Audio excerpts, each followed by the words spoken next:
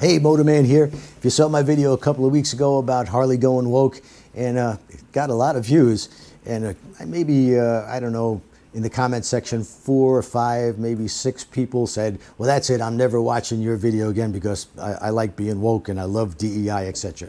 That's fine with me. I also happened to add about 600 people as subscribers, so I guess the vast majority agreed with what I said. But to me, it doesn't matter if you come to my class or you purchase one of my videos. I don't care what your sexual preferences are or your political preferences. It has nothing to do with riding a motorcycle skillfully. My job is to teach you the proper techniques to make you the best rider you could possibly be. That's all I care about. I don't care about anything else, and I treat everybody exactly the same when they come to my classes. Had a woman emailed my guy up in New York. By the way, we just started the New York class, I think it was 2 years ago. And she said, I was going to come to the class, but I saw Jerry's video, and I'm gay, and I love DEI. In fact, I'm a DEI professor, so that's it. I'm very inclusive, but I'm not going to go to a class where people don't agree with me politically, which to me makes no sense. But that's neither here nor there.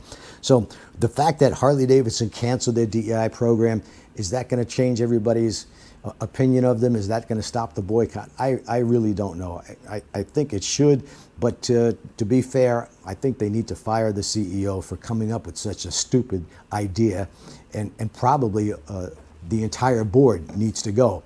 And the people who elect the board are the major stockholders. In this case is BlackRock and Vanguard, I believe.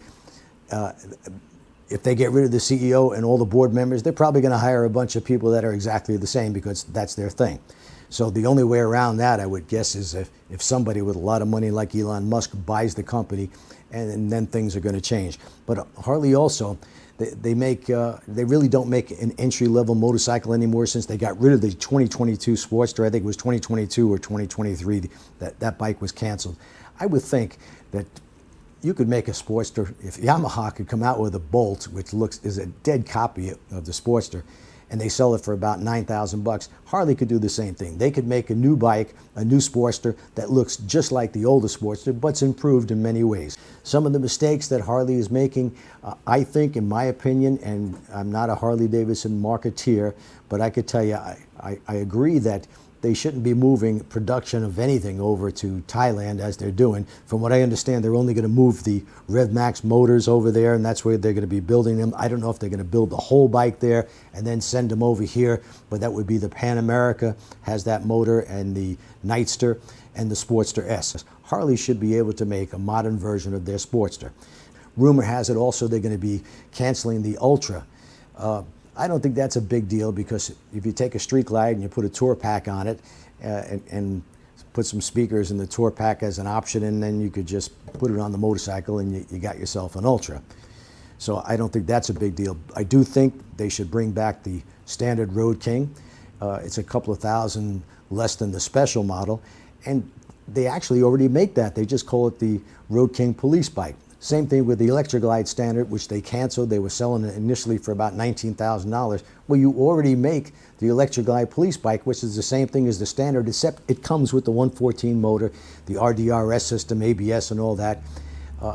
That's an easy price leader in the touring segment that you could probably sell easily for $20,000, $21,000. That's about what the police versions go for.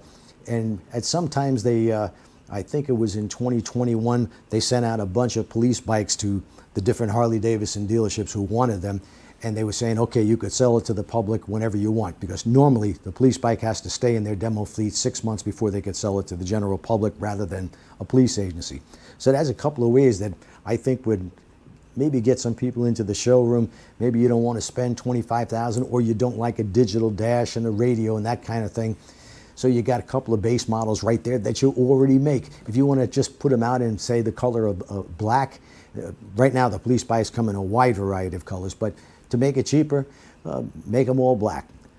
With the Sportster, yeah, you could easily redesign that bike. I know the Nightster right now, which is a great riding motorcycle. I enjoy it. It's just, it doesn't look anything like a Sportster to me. The styling, I think, was a failure on that. I like the Sportster S styling, but it doesn't remind me at all of the regular Sportster. So change those two things, come out with a price leader. I'm sure that Harley Davidson could sell a Sportster a new with a newer motor, more power, better suspension, etc., for about $9,000. And even if they lost a little bit of money selling that particular model, well, it gets people into the showroom and maybe they'll step up to a Softail or any of the other models. So that's my thinking on that. And if you bring back those bikes and you get yourself a price leader, I think that Harley Davidson would do a lot better.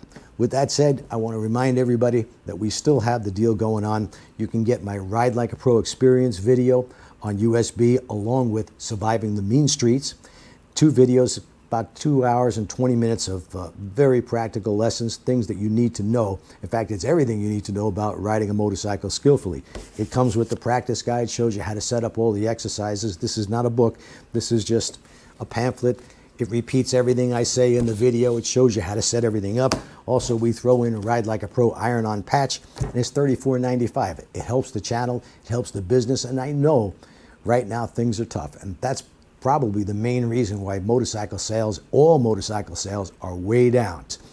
So right now, make those changes, Harley Davidson. And I know I hate when I see people that never did any marketing in their lives always telling Harley Davidson or other motorcycle manufacturers what they should do and shouldn't do. But it is just my opinion. I think you need a price leader, a Sportster price leader that actually looks like a Sportster, and get those police bikes, get them out to the showrooms. Give people a choice instead of having to spend $25,000 or $26,000 on a new motorcycle.